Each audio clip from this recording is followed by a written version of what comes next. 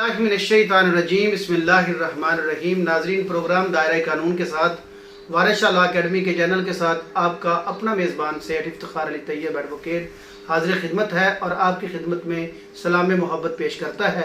नाजरीन, हमारा सिलसिला पीपीसी को पढ़ने का जारी व सारी है, जिसके अंदर हम चैप्टर पढ़ रहे हैं जर्नल एक्सेप्शन कि कब एक जुर्म जो है वो अगर अंजाम दे भी दिया जाए तो वो जुर्म नहीं होगा। यानी कौन से ऐसे अफ़ाल, गैर कानूनी अफ़ाल, कौन से ऐसे जुराइम जो बज़ाहिर तो जुराइम है लेकिन इन हालात की वजह से वो जुराइम नहीं है। तो नाज़रीन, टॉपिक की तरफ जाने से पहले मेरी आपसे हम्बल रिक्वेस्ट है कि हमारे इस चैनल को सब्सक्राइब कीजिए और साथ दी हुई बेल आइकन को प्रेस कीजिए ताकि हमारी वीडियोस जो है वो बर वक्त आप तक पहुँचें। और नीचे दिए गए कमेंट्स में अपनी राय से भी ज़रूर हमें आगाह करिएगा ताकि जहाँ पे हमसे कमी कोताही ह्यूमन बीइंग के तौर पे हो जाए तो हम उसको बेहतर करने की कोशिश करें। और आपकी आरा हमारे लिए इंतहाई काबिल एहतराम है। हमारी ख्वाहिश है कि आपकी आरा के मुताबिक हम इस सिलसिले को बेहतर से बेहतर करें। मेरा बुनियादी मकसद और बुनियादी मंशा ये है कि हम इस कानून को थॉरली अगर पढ़ते हैं तो उसका फ़ायदा न सिर्फ वकला को हो, न सिर्फ लॉ के स्टूडेंट को हो, बल्कि आम आवाम को भी मालूम हो। क्योंकि कानून का एक मकूला है कि ignorance of law is no excuse. कोई शख्स ज़माने में ये नहीं कह सकता कि मुझे कानून का पता नहीं है, इसलिए जनाब मैं माफ़ी चाहता हूँ, मुझे कानून का पता नहीं था। कानून का इल्म होना हर शख्स को ज़रूरी है और कानून की भी ये मंशा है कि उसको वो समझता है, जब कानून बन गया तो वो समझता है कि हर शख्स मुझे जानता है और हर शख्स उसके ऊपर अमल करने का पाबंद है। तो मेरा ये ख्वाहिश है कि जो मुझे अल्लाह ताला ने अता किया है मैं अपने आम आवाम तक, अपने लॉ के स्टूडेंट्स तक और अपने छोटे भाई वकला साहबान तक पहुंचाऊं ताकि उनको अपनी ज़िंदगी में कानून को समझने में आसानी रहे। जहां मुझसे गलती हो तो कमेंट बॉक्स में ज़रूर बताइएगा ताकि मैं अपनी इस्लाह कर सकूं, क्योंकि अक्ल कुल तो कोई भी नहीं है, मैं भी लॉ का स्टूडेंट हूँ।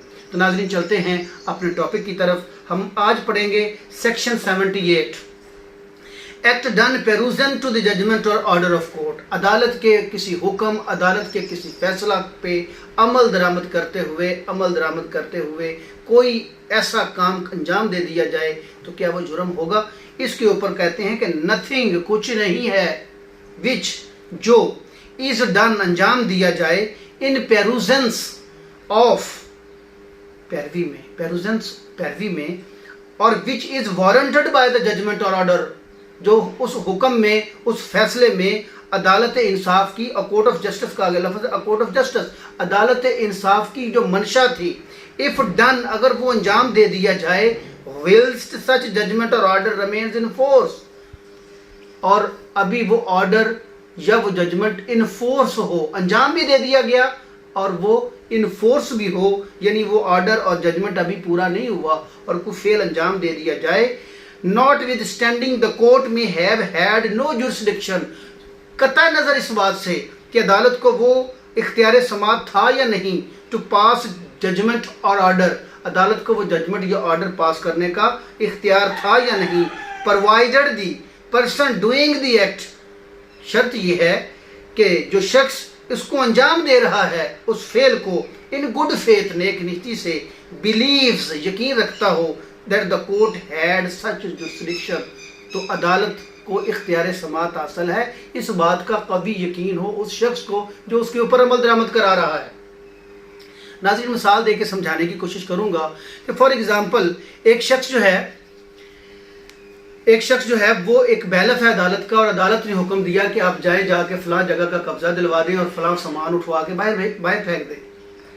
अब बावजूद इसके कि अदालत को इख्तियार समात था या नहीं था, उस बैलफ को ये यकीन है कि हाँ अदालत को इख्तियार समात था और वो जाके वो सामान उठवा के बाहर फेंक देता है और ऑर्डर अभी पूरा भी नहीं होता, तो वो जुर्म नहीं होगा। अलबत्ता अदरवाइज तो वो जुर्म है कि किसी का सामान उठा के बाहर फेंक दे, किसी की जगह पे कब्जा कर ले, या अदालत को इख्तियार समात ही नहीं था।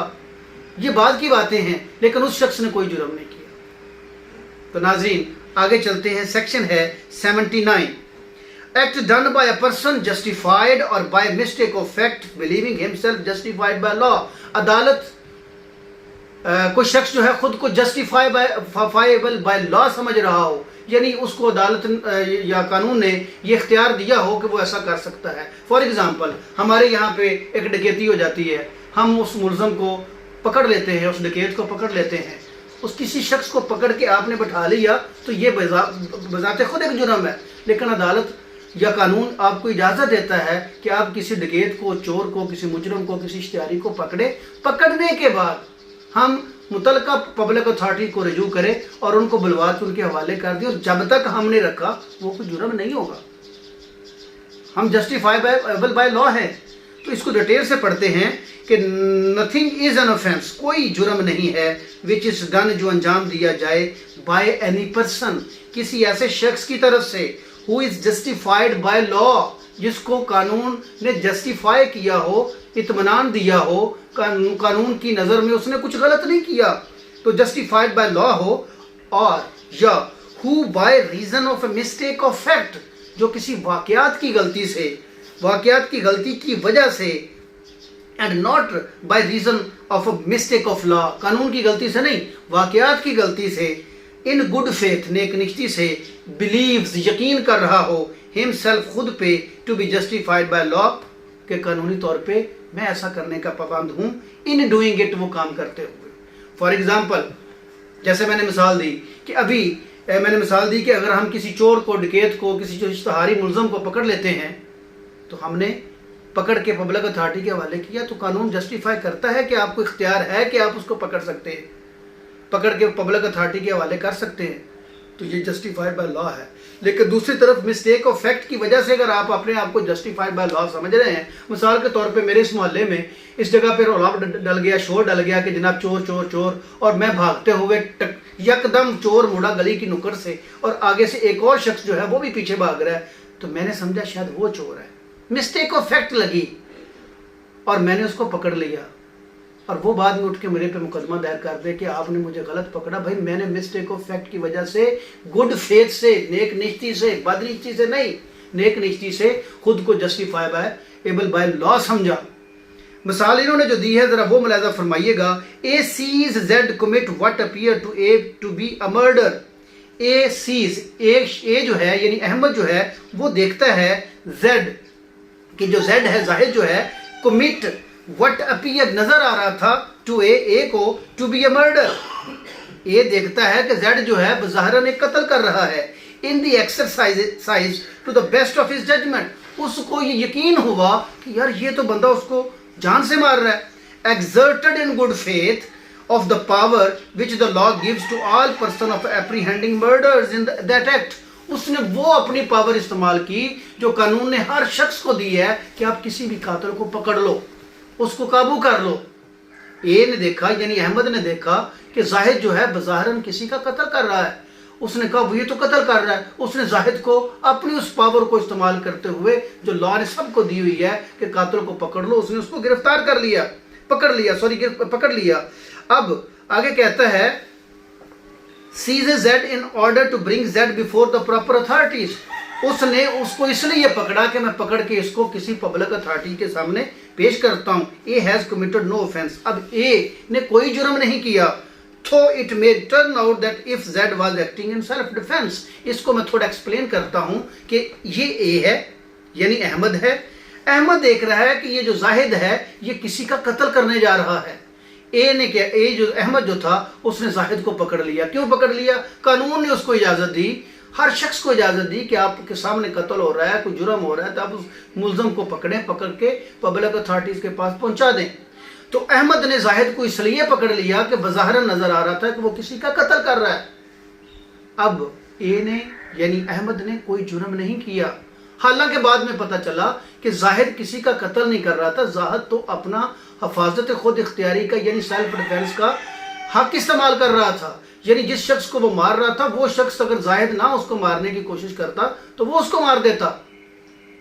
تو اب زاہد قاتل تو نہیں تھا لیکن احمد نے سمجھا کہ وہ قاتل ہے اور اس کو پکڑ لیا.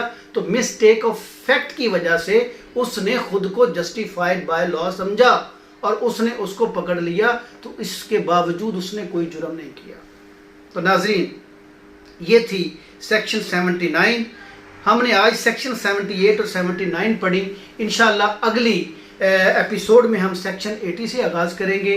ये हमारा सिलसिला 76 सेक्शन से लेके 106 तक अमूमी मुस्तस्नियात यानी जनरल एक्सेप्शन का टॉपिक चलता रहेगा।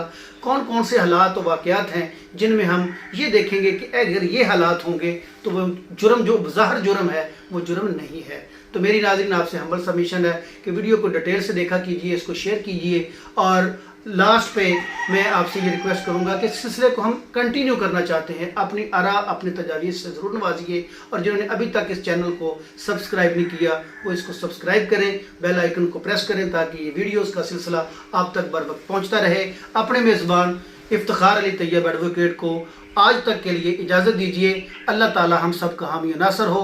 पाकिस्तान जिंदाबाद।